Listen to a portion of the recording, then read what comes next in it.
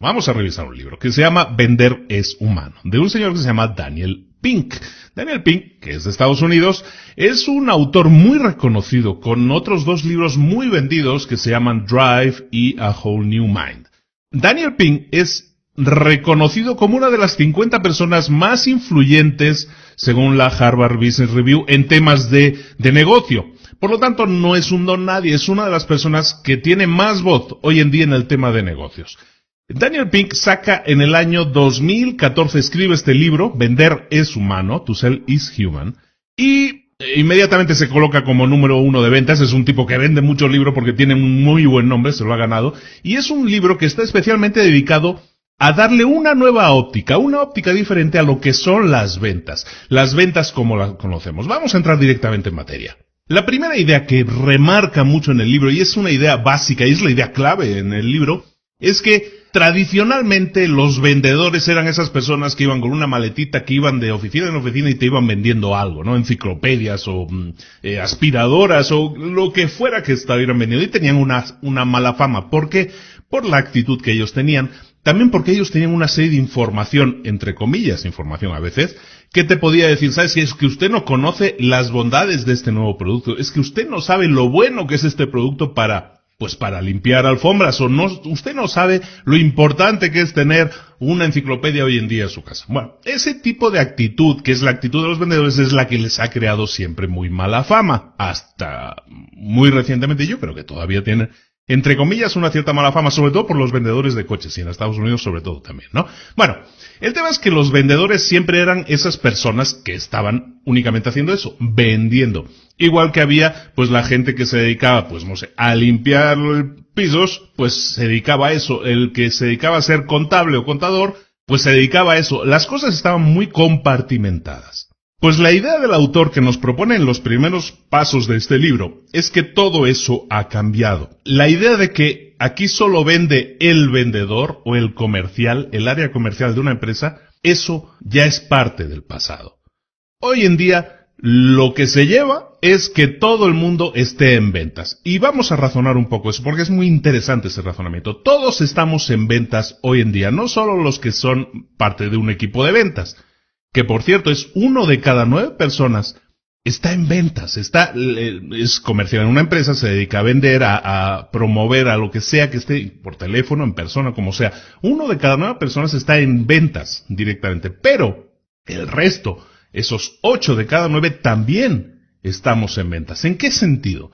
Pues en el sentido de que si tú estás buscando un trabajo y vas a una entrevista de trabajo, tú te estás vendiendo. Tú estás vendiendo al que te está entrevistando que tú eres la mejor opción para ese trabajo. Es como la mejor aspiradora para ese trabajo de limpiar. Es como la mejor enciclopedia para el trabajo de aprender. Tú te estás vendiendo como la persona o como la herramienta indispensable para ese trabajo, para ese puesto de trabajo. Eso cuando estás entrevistándote. Pero cuando vas a hablar con tu jefe y le vas a vender la idea de que tú has hecho muy buen trabajo este año, te estás vendiendo. ¿Por qué? Porque estás buscando un ascenso, una promoción, una mejora en tu salario. De nuevo, te estás vendiendo. Siempre estamos en venta. Un niño, papá, me he portado muy bien, cómprame un helado. Se está vendiendo. Te está dando un razonamiento por el cual necesita una inversión económica, en este caso tuya.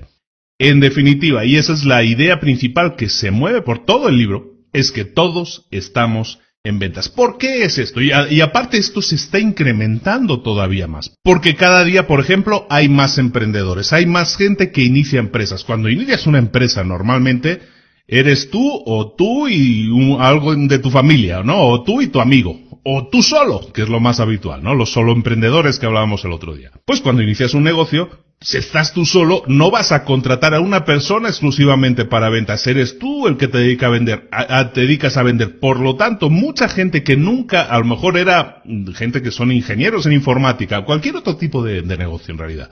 Si arrancan una empresa, van a tener que vender. Van a tener que hacer visitas a clientes y cosas que a lo mejor ellos no pensaban que nunca harían, las tienen que hacer. Entrevistarse con clientes, hacer ofertas económicas, cerrar tratos, todo eso es parte de las ventas y es cosas que a lo mejor antes, como estaba más compartimentado todo, como decíamos, eso no sucedía. Ahora que el crecimiento, el número de emprendedores cada vez es mayor, porque cada vez hay más gente, pues bueno, pues al final todos esos emprendedores también tienen que saber de ventas, y por eso, y aquí también en este podcast, hablamos de ventas, porque es una herramienta necesaria hoy en día. Entonces tiene mucho sentido en ese sentido que si cada vez hay más emprendedores, cada vez más gente practica, digámoslo así, el arte de la venta.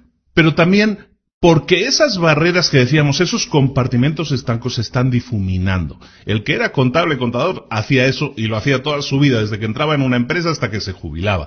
Y ahora no. Ahora hay muchas empresas que venden cientos de millones al año y que no tienen un equipo de ventas, que a lo mejor se dedican a desarrollo de software y no necesitan un equipo de ventas porque están vendiendo a través de mercados online, por ejemplo. Pues si tú eres un creador de aplicaciones para iPhone, para Android, para lo que sea, lo estás vendiendo por internet.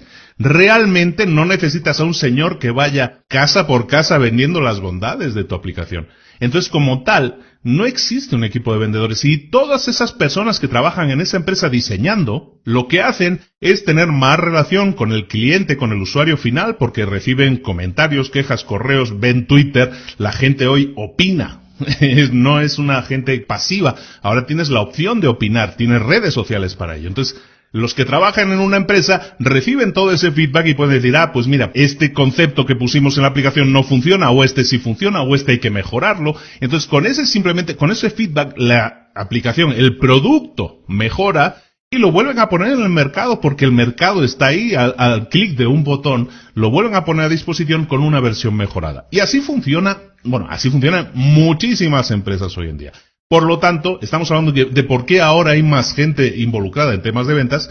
Una razón es porque hay más emprendedores, otra razón es porque, aunque no estés en ventas y estés en una empresa, ya estás teniendo una relación directa con clientes finales, aunque sea indirectamente a través de redes sociales, y recibes también ese feedback, esa información, para que tu producto se vea mejorado, se vea impactado positivamente. Un tercer punto que mencionan en el libro es el tema de la educación y de la sanidad.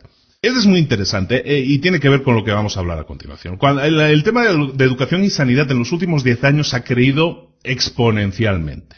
¿Por qué? Pues porque tienes plataformas online en las que puedes comprar cursos online, en las que estás recibiendo educación online. Hay mucha gente que ahora se educa en su propia casa. Hay muchos ámbitos en los que antes no era posible educarse o recibir cursos y ahora sí puedes ir a internet y decir, quiero aprender un curso de tocar la guitarra. Quiero un curso de no sé qué, no sé cuánto. El tema educativo está creciendo mucho. Todas esas personas que producen material educativo que están poniendo a disposición de muchas otras gentes, de nuevo a través de las redes de la información, también están en ventas. Están creciendo en el área de ventas porque tienen que saber transmitir las bondades de su producto para cerrar una venta. Y lo mismo en el sector sanitario, pero de otra manera. El sector sanitario es muy interesante también porque toda la vida tú ibas al doctor y era el tótem sagrado, ¿no? El doctor era el tótem sagrado que todo lo sabía, que había estudiado durante 800.000 años y tenía muy claro todos los misterios del cuerpo humano. Esa persona los conocía completamente. Entonces, cuando el doctor, ese tótem sagrado, te decía algo, nosotros automáticamente nos postrábamos de rodillas en el suelo y decíamos, sí, claro que sí, mi amo. Pero ahora no, ahora tenemos internet. Y de nuevo, si a ti te dicen, es que tienes una hernia de disco, por ejemplo, que yo he tenido esos problemas.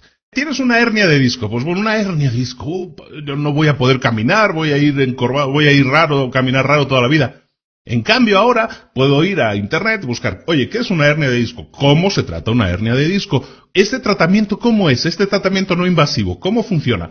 Hay vídeos en YouTube que te explican, que te enseñan la operación que te van a hacer. Ahora, ese conocimiento tan oculto, tan privado que tenían los doctores ya no es tan privado. Ahora tú puedes ir a internet y buscar un medicamento y decir si va a ser bueno o malo para ti. Y entonces la gente empieza a poner en duda al doctor. ¿Por qué? Porque tiene al alcance una serie de informaciones que antes no teníamos. Y eso produce clientes más informados y por lo tanto clientes que no se dejan, no digamos se dejan engañar, que no se dejan convencer tan fácilmente. Entonces, ¿a dónde voy? Si el sector de la educación y el sector de la sanidad ha crecido tanto, también porque está vendiendo más, También los profesionales de educación y de sanidad tienen que evolucionar en el tema de las ventas, porque un doctor no te va a decir, tómate esto porque y ya está. Ahora un doctor te lo va a tener que razonar, porque sabe, o tú sabes cómo conseguir esa información. Puedes ponerla en duda, oiga, esto estamos seguros de que es así porque yo he leído que no sé cuánto. El doctor, ahora para convencerte, te tiene que vender la idea de que lo que te está recetando es realmente lo bueno y te lo tiene que razonar. Entonces el tema de las ventas, que también incide muy directamente en este tema de los doctores de la sanidad, ha evolucionado. Entonces todos estamos ahora metidos en las ventas, ya sea que seas educador, que estés en la sanidad, que seas un emprendedor, que estés en cualquier empresa haciendo cualquier tipo de trabajo. Ahora, parte de tu perfil de trabajo incluye las ventas. El siguiente punto que se marca en el libro y que es más o menos ahondar en algo que ya he estado comentando antes, es el siguiente. Es el hecho de que ahora los compradores están informados. Habla en el libro sobre todo del ejemplo de los vendedores de coches, que es el típico ejemplo que hemos visto en todas las películas. En realidad lo hemos vivido muchas veces. ¿Quién no ha ido alguna vez a una sucursal de donde venden coches y pues ha recibido ese impacto directo del ataque, por decirlo de una manera, del vendedor típico, ¿no? Que ha sido formado en esa escuela de vendedores agresivos, en los que ellos viven completamente de comisiones, por lo tanto intentan vender, siempre cerrar, y también te están intentando vender lo más caro posible. ¿Por qué? Porque su comisión varía, sube en ese caso. Antes, cuando ese comprador era ignorante, lo que pasaba es que tú te dejabas convencer, esa persona tan jovial, tan chistosa, que te explica tantas cosas que tú no sabías de un coche, te intenta convencer evidentemente que el modelo más caro es el mejor. Ahora no, tú cuando vas a comprar un coche, primero, o te has comprado revistas de coches, o has leído por internet las características del coche, todas las pruebas de velocidad que han hecho, todas las pruebas de seguridad que han hecho, te lo has leído todo. No solo eso, has ido a foros online en los que la gente que ya tiene ese coche está opinando y dice, pues me va bien o me va mal. Has visto en internet, en redes sociales, a gente que tiene o no tiene y que opina y no opina. Has visto también por internet, en mercados de coches online, cuánto cuesta ese coche. Y si es un coche de segunda mano, sabes que es un coche de 2012 y sabes que un coche de 2012 de ese modelo cuesta tanto y se puede vender en tanto y te lo pueden vender en tanto. Total, que cuando tú vas a comprar tu coche, llegas a la tienda y ya ese vendedor no te puede engañar. No te puede decir, es que este es el mejor, es que este coche nunca falla. Tú ya sabes, tú ya tienes la información. Entonces, el proceso de venta también ha cambiado. Antes, el poder de la información estaba en el vendedor, que lo manejaba a su antojo para venderte algo. Ahora el poder está en el comprador, porque el comprador tiene la información. Si compras un coche y no lo compras al contado, si lo compras a plazos, tú ya sabes exactamente cuáles son los mejores ratios, cuáles son los mejores créditos, cuáles son las mejores tasas de interés. Todo eso ya lo sabes antes de ir a comprar el coche. Por lo tanto, cuando tú llegas al concesionario de coches, tú sabes lo que vas a pagar, lo que vas a comprar, por qué lo vas a comprar y cuánto estás dispuesto a pagar si es en el caso de un crédito. Nadie te puede engañar en eso. Entonces, las cosas en el mundo de las ventas, las reglas del juego, aunque sea una frase muy manida, las reglas del juego en el tema de las ventas estaban cambiando, pero ahora ya han cambiado. Y llegamos al corazón del libro. El corazón del libro es el siguiente. De toda la vida, la idea que estábamos hablando del vendedor tradicional agresivo se basaba en una regla. Hay una película que se llama Glengarry Glen Ross. Esa película, que es de los años 90, tiene ahí un discurso fantástico en el que dicen cuál es el ABC de las ventas. El ABC de las ventas, según esa película, y está basado en años y años de historia de ventas, el ABC de las ventas es ahora sí, ABC son las iniciales de 3 palabras en inglés, significa always be closing. Siempre estar cerrando, siempre estar vendiendo. Ese es el ABC de las ventas. Siempre estar vendiendo. Y ese es el ABC del vendedor agresivo. Esa es la piedra angular de la catedral de las ventas, porque los vendedores que triunfan son aquellos que siempre están a la caza, buscando el cierre, buscando cazar a su presa. Y en el mundo en el que vivían esas personas, evidentemente esa ley funcionaba perfectamente, y de eso se trataba todo, de ser lo más agresivo posible, de ser lo más atacador posible con tus clientes, para conseguir un convencimiento rápido y conseguir el cierre. Sí, always be closing. Ahora, en cambio, cuando todos somos vendedores, como estábamos comentando, cuando todas las personas están realmente bien informadas, como estábamos comentando, el consejo de siempre estar vendiendo, de ser agresivo vendiendo, queda anticuado, como también estábamos diciendo. En este libro, el autor establece un nuevo ABC de las ventas. Este ABC son las iniciales, de nuevo, de 3 palabras en inglés, que son attunement, buoyancy and clarity. Eso en cristiano viene a ser algo así como, y se pierde el juego del ABC, pero el nuevo ABC de las ventas sería sintonización, flotabilidad y claridad. Vamos a ver este nuevo ABC de las ventas. Empezamos con sintonización. La sintonización se refiere al arte, por llamarlo de alguna manera, de empatizar. Es otra palabra que viene sonando mucho en todos los podcasts, en todos los capítulos que estamos haciendo últimamente. Empatizar, la empatía con los demás, que es ponerte en la piel del otro. Empatizar significa intentar comprender tanto los sentimientos como los pensamientos de la otra persona. ¿De acuerdo? No es un tema solo de emociones, es un tema también de pensamientos.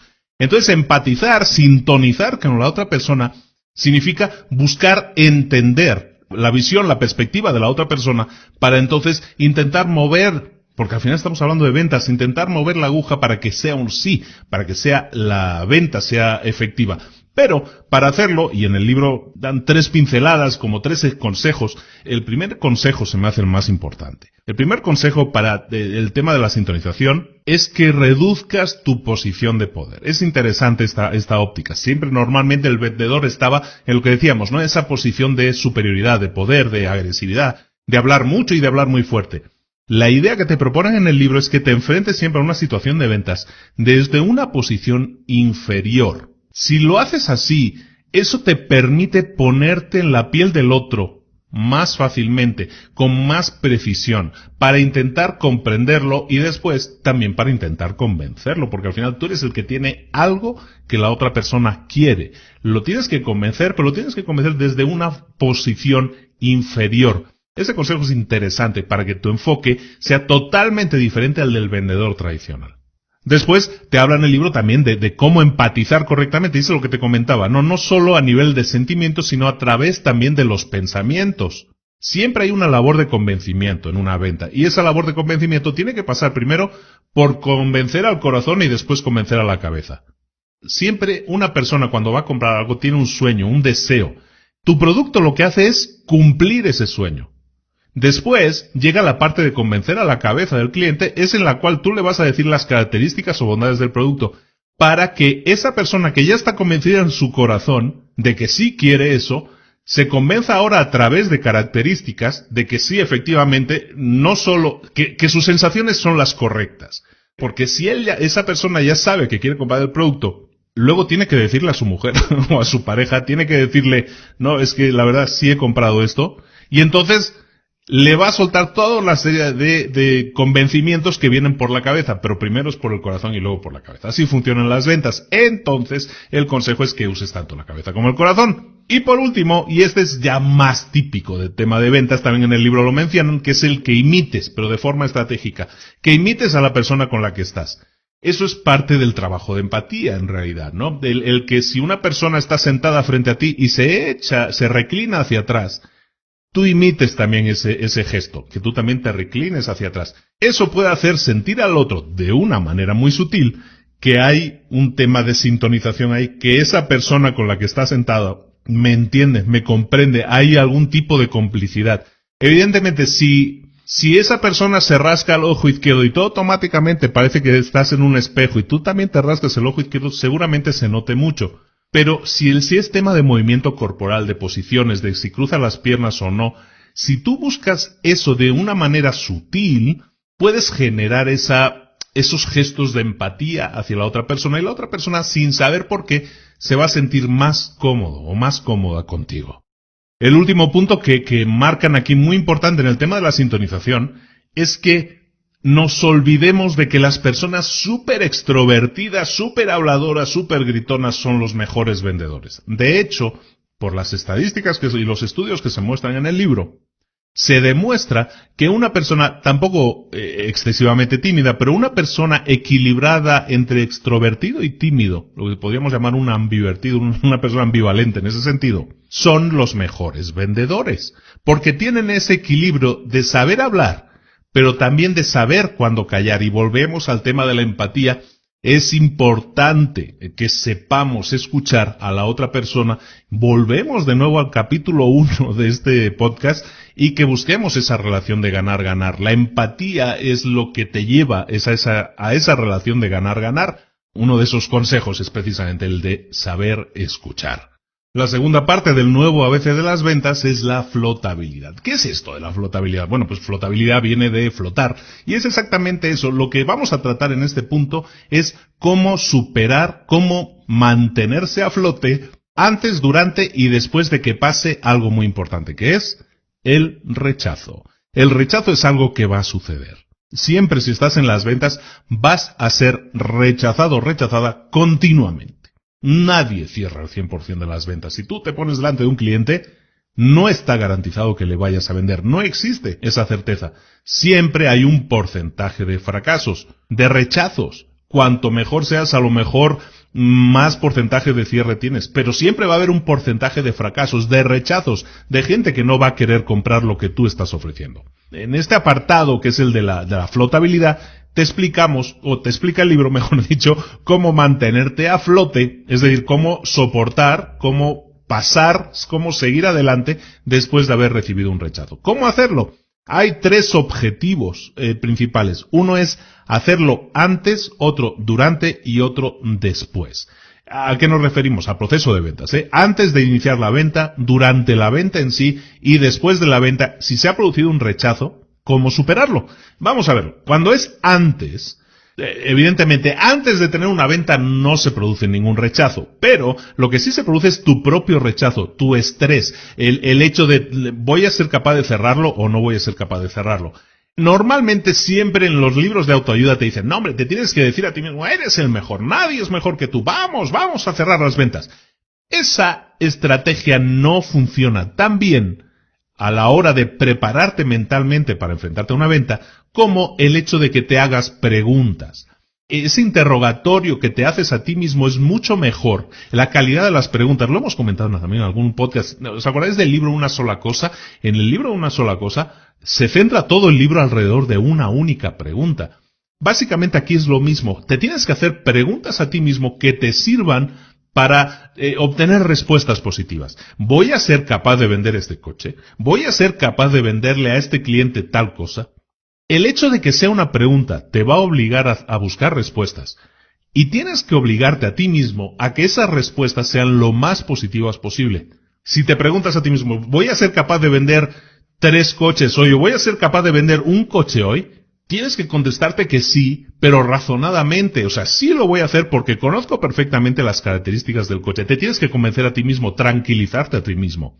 Eso reduce el miedo al rechazo, que es lo que estamos hablando ahora en el antes, ¿no? El miedo a fracasar, el miedo a que te rechacen.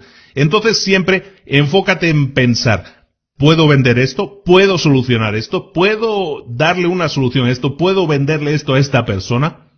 Sí, ¿por qué? Entonces razona tus respuestas. Este ejercicio es mucho mejor que gritos y brincos y saltos de positividad diciendo somos los mejores, nos damos palmaditas en la espalda y todo eso.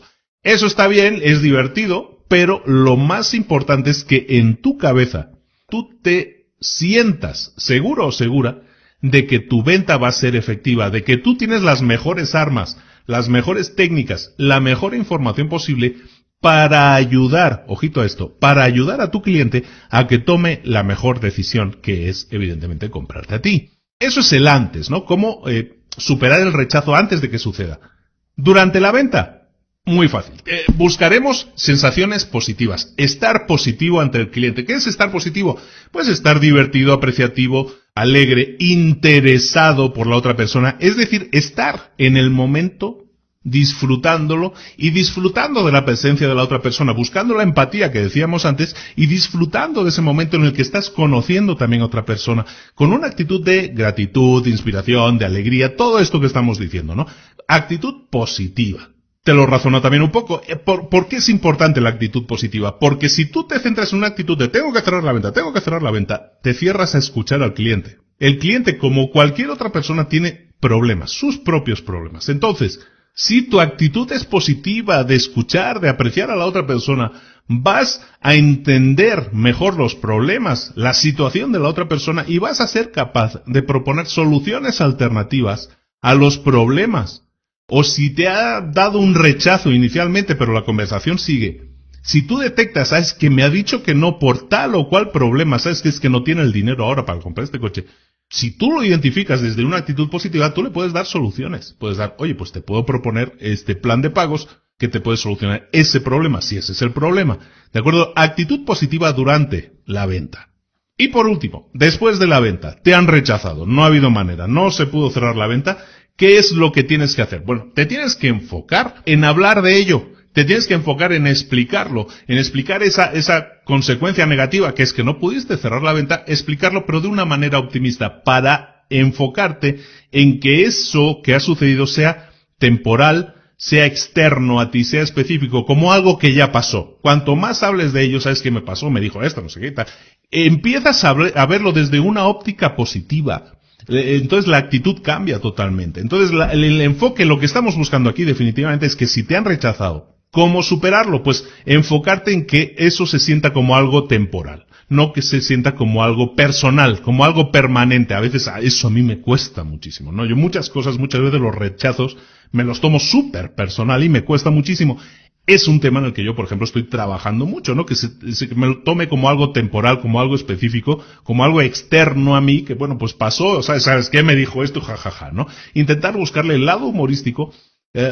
Me vino a la mente una historia, y no tiene mucho que ver con las ventas, pero bueno, la explico así muy rápido, 20 segundos, ¿eh?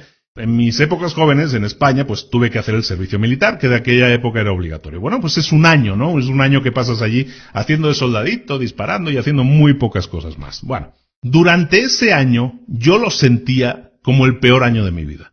Lo pasé mal, lo pasé aburrido, no me gustó, hay gente que tuvo muchos problemas, hay gente que perdimos, o sea, no estuvo bien, no fue una experiencia agradable. Pero, y mucha gente que ha hecho el servicio militar, ahora ya la juventud ya no hace esas cosas, pero antes era más habitual, y los de mi quinta pues todavía hablamos de ello, ¿no? Pero el hecho de haber hecho el servicio militar y haber salido de ahí, en aquel momento lo vivías como algo súper intenso, esto es lo peor de mi vida. Ahora, en cambio, con la distancia, soy capaz de acordarme de las cosas positivas y de alguna manera bloquear las cosas negativas, las sensaciones negativas que yo tenía en aquella época. Esto, exactamente lo que estamos hablando, la flotabilidad, el buscar flotar después de que pues te estás hundiendo, se trata de eso también, de buscar lo positivo, lo chistoso, lo divertido que pudo haber en esa situación, para de esa manera quitarle la carga sentimental negativa que es, oye, no nos vamos a engañar, nos acaban de rechazar. Bueno, pues para quitarle esa carga,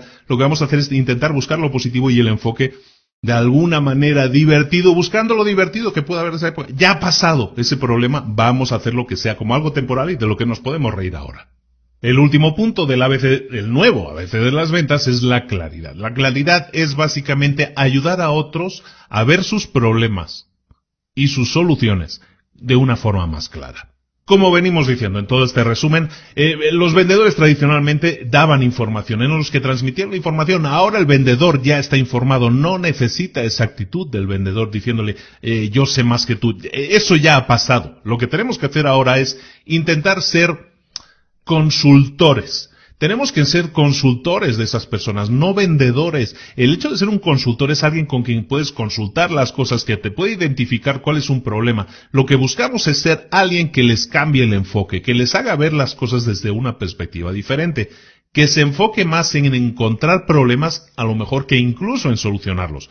Por ejemplo, si yo sé que me tengo que comprar una aspiradora de 800 vatios porque esa es la potencia más fuerte y es lo que necesito porque no hay manera de que esa alfombra esté limpia siempre, a lo mejor yo como vendedor no me tengo que centrar tanto en la de 800 vatios o en la de 850 vatios porque esa limpia más. Lo que me tengo que centrar es en entender cuál es el problema real de esa persona. Resulta que tiene un problema con una alfombra que no hay manera de que esté limpia. A lo mejor, si seguimos buscando por ahí, vamos a encontrar que el problema No está en la aspiradora, da igual la aspiradora que se compre, que sea de 800 o que sea de 800.000 vatios.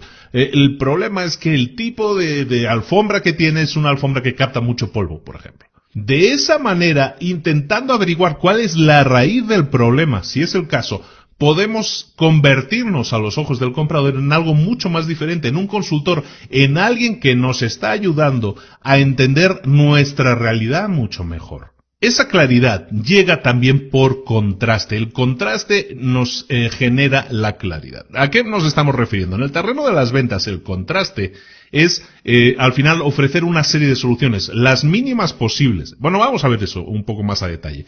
Tenemos que ofrecer una serie de alternativas para que la persona escoja. El contraste significa que tenemos que establecer nuestra oferta en comparación con otras alternativas posibles para el cliente. Lo que tenemos que hacer es, de alguna manera, que él sepa que esta es nuestra oferta y compararla con otras. Ahora, los marcos, las formas en que hacemos esas comparaciones son importantes. En el libro nos propone varios de ellos. Hay algunos muy interesantes, te los detallo. El marco del menos, que llaman en el libro, es que básicamente a la gente le encantan las opciones, pero cuantas menos opciones, o si limitas, mejor dicho, si limitas las opciones que tiene disponible el cliente, eso ayuda a potenciar las ventas. Es decir, no le ofrezcas, si tú tienes un concesionario de coches, tienes 15 modelos de coches, lo que tienes que hacer es llegar a limitar esas opciones a 2, por ejemplo. ¿Por qué? Porque las necesidades de tu cliente ya las has descubierto y sabes que es una familia que necesita un coche de determinado tamaño, con determinadas plazas. Entonces, evidentemente, no le vas a vender un deportivo, le vas a vender este o este. Y son esas dos opciones las que tú le tienes que ofrecer. Las opciones limitadas, el menos, no ofrecerle todo, sino al final llegar a una opción, a una elección final, que sea entre 2, máximo 3 opciones, que son las que yo aconsejaría. Esa es la opción perfecta para potenciar tus ventas.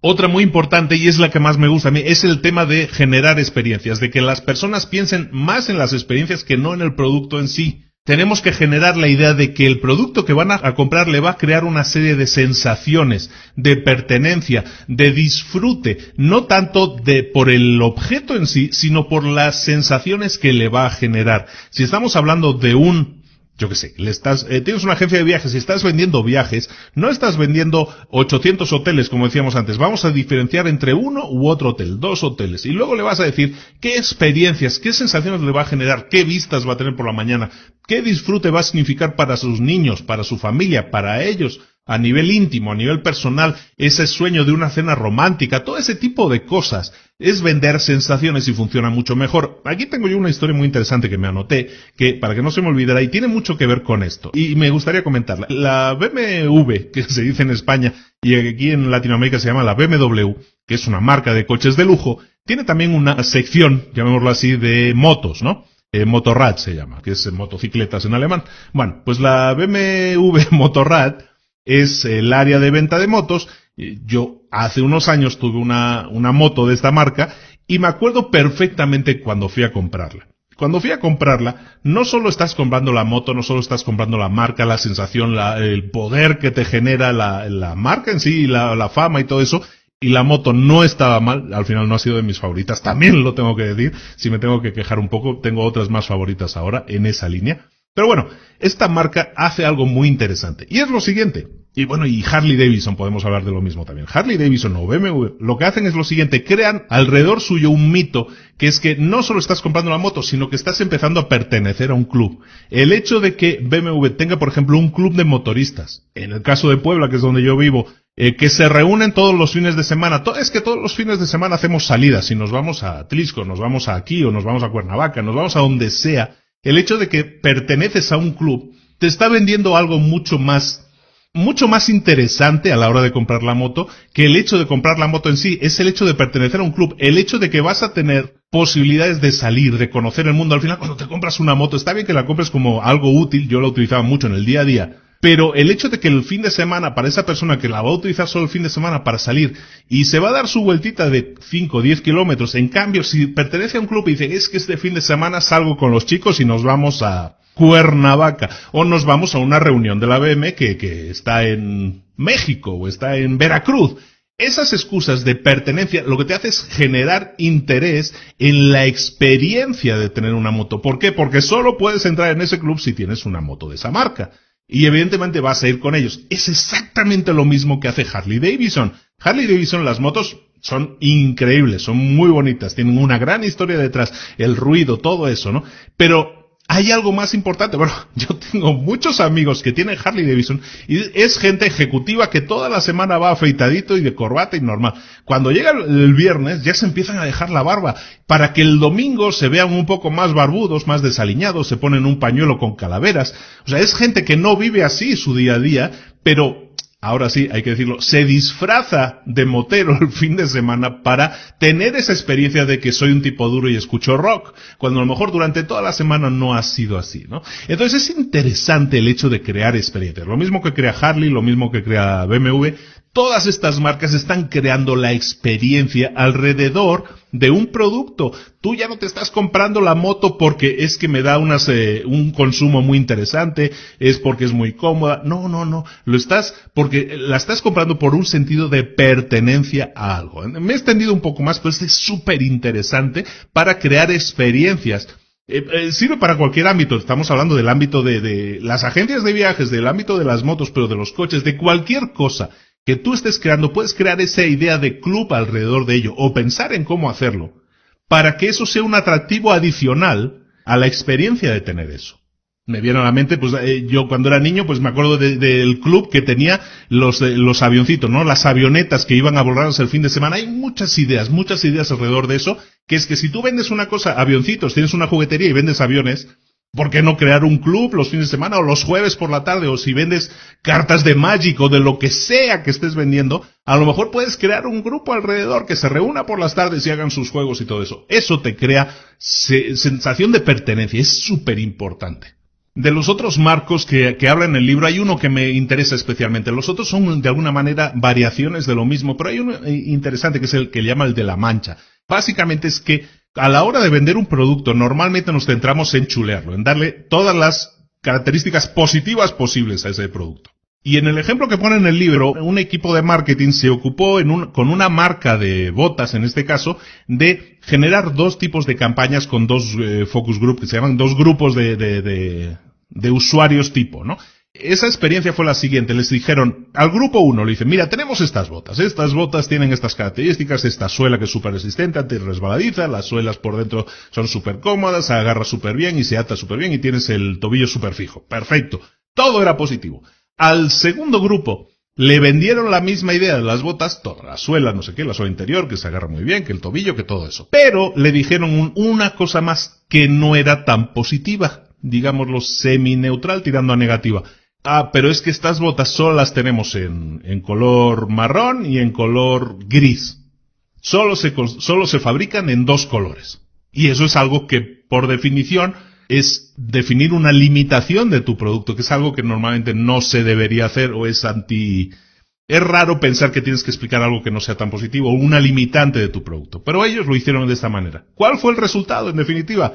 Pues que el grupo al que se le ofreció el producto de una manera equilibrada, es decir, todo lo positivo, pero también algún detalle no tan positivo, compró más, fue más comprador de ese producto que el grupo al que solo se le presentaron las cualidades positivas. ¿Qué nos deja esta enseñanza? Que tú apliques eso también en tus ventas, en tu producto. Cuando tú ofrezcas tu producto, que no lo ofrezcas todo como, esto es maná caído del cielo que me va a liberar de todos mis problemas y me va a permitir caminar sobre las aguas. No, mi producto hace esto y esto, pero no hace esto y esto. Pruébalo y nos dices a ver si te han mejorado las ventas o si has sentido una diferencia. Es muy interesante. En la parte final del libro el autor nos regala una serie de técnicas, llamémoslo así, que nosotros podemos aplicar también en nuestras ventas, nuestro nuevo ABC de las ventas.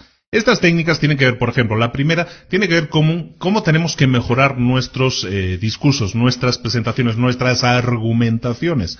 ¿De qué estamos hablando? Mira, básicamente habla el autor del pitch del elevador, ¿no? Del ascensor, del discurso del ascensor.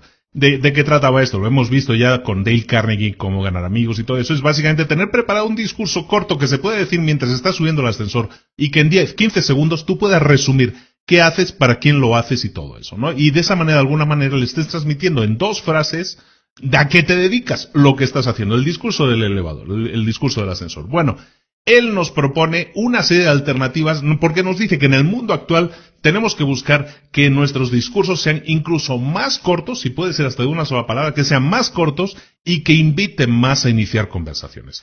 Nos proponen alternativas o una serie, llamémoslo así, de discursos que tenemos que tener en nuestro arsenal siempre dispuestos para ser utilizados en cualquier situación. Uno de ellos es el discurso de una sola palabra. Y nos pone como ejemplo el hecho, por ejemplo, si tú dices buscador, automáticamente lo relacionas con Google. O, por ejemplo, cuando el presidente Obama se presentó a su campaña electoral en Estados Unidos en el 2012, la reelección, lo hizo con una campaña que era forward. Una única palabra, y es hacia adelante, ¿no? Mirando hacia el frente. Intentemos buscar una palabra que nos pueda invitar a nuestros clientes a iniciar esa conversación. Estamos presentando de alguna manera que con una palabra sea lo suficientemente sugestiva y atractiva, vamos a intentarlo por lo menos, para poder iniciar una conversación a partir de ella. Otra cosa es el discurso de las preguntas, el iniciar algo con una pregunta. De esta manera estás invitando al cliente o al prospecto en este caso a que busque dentro de sí una respuesta y de esa manera se inicia la conversación. Entonces, en vez de empezar diciendo yo tengo esto, esto y esto, empezar diciendo ¿cómo te verías si tuvieras esto y esto y esto? Un ejemplo, y esto es algo que yo robé de este libro o que estoy utilizando en este libro. Si tú entras en la página web de librosparaemprendedores.net, la primera vez que entras te sale una pantalla completo, digamos que cubre toda la pantalla y te hace una pregunta. ¿Dónde te ves de aquí a un año, a 3 meses, a 6 meses? Ese es exactamente eso, es exactamente invitar al cliente a iniciar una conversación, pero haciéndolo con una pregunta que le evoque algo que sea una necesidad de eso. Si yo te estoy invitando a ti a que pienses, no te ves de aquí a un año, a 6 meses, a 3 meses, lo que te estoy haciendo es que pienses dentro de ti, ¿qué es esa cosa que puedes mejorar dentro de ti? Te estoy invitando a que pienses dónde te verías. Siempre te tienes que ver en un lugar mejor de crecimiento, en un lugar mejor del que estás. Pero a lo mejor también te estoy invitando a que pienses qué estás haciendo ahora para mejorar tu situación. ¿Dónde estarás de aquí a un año si sigues haciendo lo mismo? Entonces es una pregunta que es muy invitadora a pensar a nuestros prospectos. Y de esa manera, pues invitas a tus prospectos mediante esa pregunta a buscar dentro de ellos la respuesta. Es muy interesante le llaman el interpelativo, el de las preguntas, el discurso de las preguntas. Luego, que si es posible que busquemos aliteraciones, discursos rimados, cosas que rimen. Eso tiene más que ver con los eslóganes publicitarios. En la vida real, si uno habla y así como rimado y todo eso, no suena tan bien. Pero tengo un ejemplo muy bueno para eso. Yo acabo de ver una serie que se llama O.J. Simpson. En el caso de O.J. Simpson, El pueblo contra O.J. Simpson. Es una serie que han emitido en Estados Unidos que habla del caso del año 94, 95, cuando O.J. Simpson mató a su esposa y a un amigo de la esposa. Es muy buena la serie, por cierto, la recomiendo mucho, pero es muy bueno sobre todo el hecho de los abogados. Se centra mucho la serie sobre todo en los abogados, tanto los fiscales como los defensores. Y bueno, pues uno de los abogados, en este caso el defensor, el protagonista, está siempre constantemente buscando frases que rimen o que tengan aliteraciones, ¿no? Que todas las palabras empiecen con S, que todas las palabras empiecen con P. Eso se llama una aliteración, que busques un ritmo dentro de una frase, ¿no? If it doesn't fit, you must quit, ¿no? Que es la gran frase de esa serie, ¿no? Que es, si no le entra el guante, entonces debes absolverlo. Si lo dices en español no tiene sentido rítmico, pero en inglés, if it doesn't fit, you must quit. Pues es una rima. Esa frase hizo historia. Es una frase que conoce todo el mundo en Estados Unidos. Todo el mundo. Y la hizo un abogado en un juicio. Si tú buscas lo mismo, buscas ese tipo de frases, a lo mejor no tan rimadas, pero frases que tengan un ritmo, una cadencia, estás de alguna manera metiéndoles un ritmo, una cadencia. Los humanos respondemos muy bien al ritmo. Si nosotros, eso es lo que hacemos cuando escuchamos música. Si escuchamos una música que nos gusta, un ritmo que nos gusta, lo empezamos a seguir con el pie, con la mano, cantando, lo que sea. Entonces busca frases que sean rítmicas para generar ese ritmo que también invita a las personas a unirse, a tener esa empatía con ese ritmo. Curioso, pero muy psicológicamente cierto. Después lo que llaman el discurso tipo Twitter. Y aquí sí, básicamente es algo que nos estamos acostumbrando hoy en día, y es algo que aconsejo mucho también poner en práctica, es el discurso Twitter, que es practicar en Twitter escribir. En Twitter tienes 140 caracteres para escribir. Entonces, tienes que acostumbrarte a transmitir un mensaje que son 140 caracteres, una frase y media, 2 frases cortas como mucho. Entonces, tienes que acostumbrarte a construir frases que tengan todo el sentido, toda la intención y que ocupen el menor tiempo posible. ¿Por qué? Porque tú también estás en ese medio. Lo quieras o no, también estás en ese medio. Mezclando todo eso de mensajes cortos, de posiblemente una palabra, todo esto viene a ser práctica de lo mismo a que hagamos discursos cortos, porque la capacidad de atención de la gente se ha reducido notablemente. Antes una persona podía leer un artículo entero y decir a las 3/4 partes si no le interesaba o no. Hoy en día, una persona, si lee la cabecera, el encabezado de tu artículo, de lo que sea que tú le estás enviando, si no le interesa, ya ni siquiera va a abrir el correo, lo va a borrar. El ratio de atención de la gente ha disminuido notablemente, por eso tienes que acostumbrarte a hablar muy en corto. Y por último hablan del discurso de Pixar. El discurso de Pixar es básicamente la estructura narrativa que utilizan todas las películas de Pixar, pues Ratatouille, Buscando a Nemo, Wall-E, todas las de Toy Story, Up, todas estas películas tienen la misma estructura narrativa. Te la pongo más detallada si quieres en el resumen, pero bueno, básicamente son 6 puntos. Que es básicamente el inicio de una frase que tú vas a completar de una u otra manera. El primer punto, érase una vez. Pues érase una vez, pues una princesa que vivía en una torre. Todos los días, que es la segunda frase, pues todos los días la princesa recibía la visita de la bruja que subía colgada por su pelo, porque era la única manera de acceder a la torre, y ahí la cuidaba y le daba la comida y la tenía encerrada desde que fue una bebé. La tercera frase, el tercer inicio de frase, un día, que es la frase preferida de mis hijas cuando les leo libros, ¿no? Un día todo cambió. Un día vio luces brillantes en el cielo y soñó con verlas porque lo había soñado siempre. Y un día apareció un chico que se subió allí porque estaba escapando de eso y se escapó con él y bla, bla, bla, y tuvo una serie de aventuras. Perfecto. Siguiente inicio de frase, por este motivo. Bueno, pues por este motivo, que se fue con este chico y no sé qué, fue como vio realmente las luces que brillaban y vio que venían de un pueblo y que las enviaba un rey, que todos los años, y eran unas luces que precisamente eran evocación de una hija que había perdido ese rey. Siguiente frase, debido a ello, pues se dio cuenta de que quería a ese chico y debido a ello también se dio cuenta de que ella era la hija perdida de los reyes y que la señora que la había estado cuidando no era una señora buena, sino que era una señora mala que se aprovechaba del poder que tenía su cabello. Y la última frase del estilo Pixar es hasta que finalmente. Bueno, pues hasta que finalmente se enfrentó a la señora, le cortaron el pelo, perdió al novio, pero ella lo regresó a la vida y al final se fue a vivir con sus padres, con el novio y todos fueron muy felices y aprendió a vivir feliz con su familia y a tener los sentimientos de verdad que había tenido escondidos o reprimidos durante tantos años. Eso, que es la historia en este caso de Rapunzel, de la película Enredados, pues es básicamente el estilo del discurso de Pixar. Básicamente es, érase una vez, lo que sea, todos los días, bla, bla, bla. Un día, todo cambió, bla, bla, bla. Por este motivo, bla, bla, bla. Debido a ello, pasó lo que pasó, y hasta que finalmente, bla, bla, bla, bla, bla. Esto es una historia que puedes explicar completa en 2 minutos. Si esto lo aplicas a cualquier historia, esto está muy bonito para un cuento de princesas, pero también funciona para cualquier cuento. Y aquí te viene un consejo muy importante. Aplica este discurso de Pixar a ti mismo. Intenta explicar la historia de Pixar desde el punto de vista del yo, no tanto de lo que tú estés vendiendo.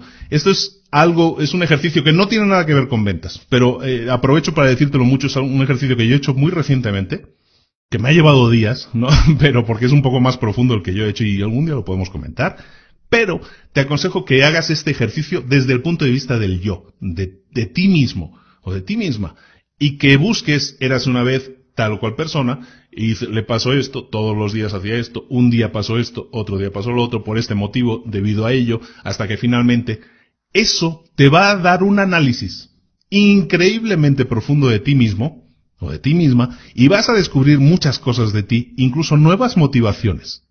Te digo, no tiene nada que ver con este libro, pero me vino a la mente porque recientemente he terminado el mío y el proceso es increíble. Te lo aconsejo mucho. Bueno, seguimos. Otro consejo muy importante que marca en el libro es que utilices técnicas de improvisación teatral para utilizarlas en tus ventas. Aquí yo te doy un consejo muy personal. Ya lo he comentado en otras ocasiones. Vete a un club Toastmasters. Toastmasters son los clubs que cuestan poquísimo dinero pertenecer y son clubs de oratoria. En una sesión, normalmente semanal, por lo menos a los que yo voy o iba, son semanales, tú cada semana vas a poder tener la opción de presentar un discurso que tú has preparado. Pero luego en la segunda parte del programa de la sesión, lo que hay es una parte que le llaman los discursos improvisados, ¿no? En inglés le llaman los table topics. Bueno, los discursos improvisados se basan fundamentalmente en que tú vas a salir delante de todo el grupo, en el caso de mi club eran como 15, 20 personas, vas a salir delante de 15 a 20 personas sin saber lo que vas a decir. Porque cuando llegues allí te van a decir, bueno, tienes que hablar de esto. O a lo mejor te dicen, ¿sabes qué? Luis, baja aquí el estrado y háblanos de esto. Y a lo mejor tienes esos 4 o 5 segundos que tardas en llegar al estrado, son los 4 o 5 segundos que tú como loco vas preparándote de qué voy a hablar, cómo voy a estructurar un discurso que aparte tiene que ser estructurado, tiene que tener un sentido. Bueno, esto es un concurso que se hace cada vez en todas las sesiones y luego aparte hay concursos a nivel estatal, a nivel nacional, a nivel internacional, precisamente de todo esto de discursos improvisados. Bueno, te lo aconsejo mucho como herramienta para poner en práctica. Te va a liberar mucho de la sensación de presión de no saber qué decir. Cuando te acostumbras a ello, que nunca te acostumbras, pero cuando de alguna manera empiezas a tener tus técnicas y empiezas a improvisar de una manera más elegante y más estructurada, eso te va a dar una sensación increíble de seguridad que va a mejorar mucho en tu relación a nivel de ventas. Entonces te lo aconsejo mucho. En el libro te habla de utiliza técnicas del teatro de improvisación, de improvisación teatral para mejorar tus ventas. Cosas que puedes utilizar, trucos que también te pone en este capítulo. Por ejemplo, dos interesantes. La primera, que utilices siempre el sí como respuesta, pero nunca el sí, pero. Por ejemplo, si vamos a celebrar una reunión en Las Vegas, sí, pero es que eso está demasiado lejos. Eso es una pregunta que no te lleva a ganar. O sea, aunque ganes esa discusión, vas a estar imponiendo tu pensamiento sobre el de los otros. Entonces, eso es el sí, pero. El que no debes utilizar. Lo que tienes que utilizar es el sí, simplemente. Entonces, oye, vamos a celebrar una reunión de Las Vegas con todas las familias. Entonces, le puedes contestar sí. Y si es muy caro para algunos, pues lo que vamos a hacer es organizar una colecta y reunir dinero para que puedan viajar todos. Ahí no has dicho el pero, a lo mejor el pero era precisamente que a lo mejor no toda la gente va a poder pagárselo, no, sí, pero todos no pueden pagárselo. Entonces en vez de decir eso que queda agresivo y realmente no ayuda en nada, puedes decir sí. Y si a alguna persona le cuesta pagar eso, lo que vamos a hacer es una colecta entre todos para ver si podemos ayudarle. De esa manera, estás dando una respuesta de sí y además pones tu objeción de alguna manera, de una manera positiva. Entonces es muy interesante que lo acostumbres a utilizar, es una técnica, truco podríamos llamarle. Y otra cosa es que hagas quedar siempre bien a tu pareja, es una técnica del teatro. En este caso, en el teatro, siempre lo que tienes que hacer es darle los mejores pasos, las mejores líneas, dejar que la otra persona sea la que se chulee, la que presuma su arte ante el público. Eso te hace quedar bien a ti como un excelente compañero. En las ventas es lo mismo, tienes que hacer quedar bien a tu cliente, que ese es tu compañero en esa obra de teatro que estáis representando. Tu cliente, ¿cómo va a quedar bien? Cuando tú le dejas que sea él el que dé las mejores respuestas, cuando dejas que sea él el que trabaje en encontrar la mejor solución. Lo hemos visto en el Spin Selling, está totalmente prestado de este libro esta idea, pero revisa ese resumen del Spin Selling porque ahí está muy bien resumido. Bueno, el último consejo o consejo adicional que podamos saber es el que hagas que tus esfuerzos se sientan personales y que tienen un propósito. ¿Qué es eso de que sean personales? Muchas veces, en el exceso de querer aparentar ser súper profesionales, vamos a perder el toque profesional.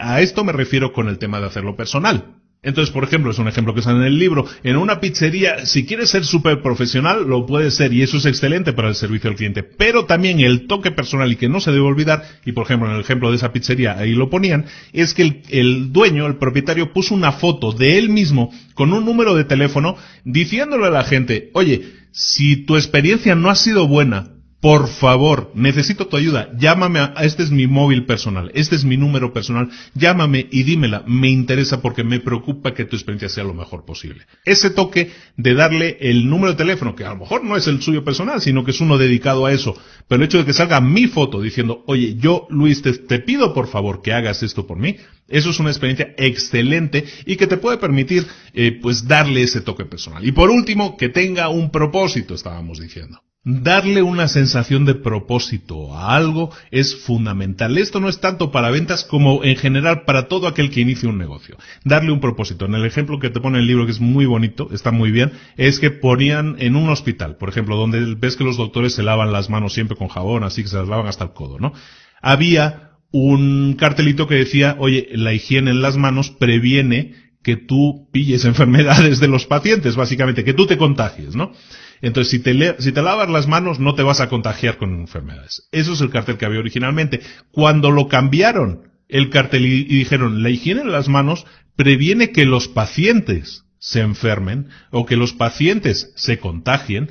Le diste un propósito y, contrariamente a lo que pudiera uno pensar, que dices, a lo mejor tira mucho más lo egoísta que lo otro, los doctores ponían mucho más énfasis al lavarse las manos cuando veían este cartel que viendo el anterior que tocaba más su ego. Cuando le están diciendo, oye, tú puedes evitar que esa persona se contagie y lo puedes hacer de una forma tan sencilla como haciendo esto, le estás dando un sentido más elevado a lo que estás haciendo y es un sentido que permite que la persona se dé cuenta de que está haciendo algo por los demás. Y eso también es algo muy humano. Entonces, cuando le das ese sentido personal y superior a ti, eso también ayuda mucho, en este caso, en las ventas, pero en general en los negocios, ¿no? Porque el ejemplo yo creo que aplica a cualquier área del negocio en el que estemos hablando. Con esto terminamos el resumen del libro. A ver, un resumen rápido. Bueno, ya sea que estés vendiendo productos, ya sea que estés negociando tus aumentos de salario, ya sea que estés enseñándolo a tus hijos o que tus hijos te estén pidiendo algo, el arte de convencer a la gente es el arte de las ventas. Todos estamos metidos en ello. Todos estamos vendiendo siempre.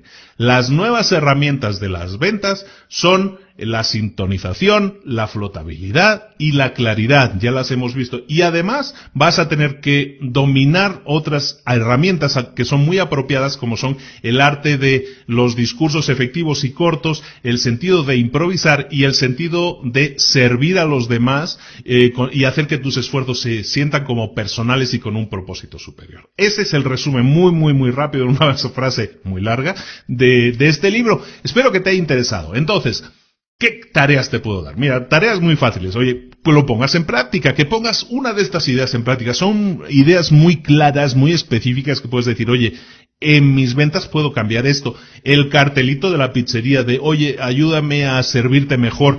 Ese tipo de toques personales te pueden ayudar. El tema de practicar tu improvisación. Toastmasters, te lo aconsejo mucho. O cualquier otra cosa, cualquier libro sobre improvisación. Pero siento que Toastmasters es la mejor herramienta porque te obliga a practicar. Y eso es semana tras semana tras semana.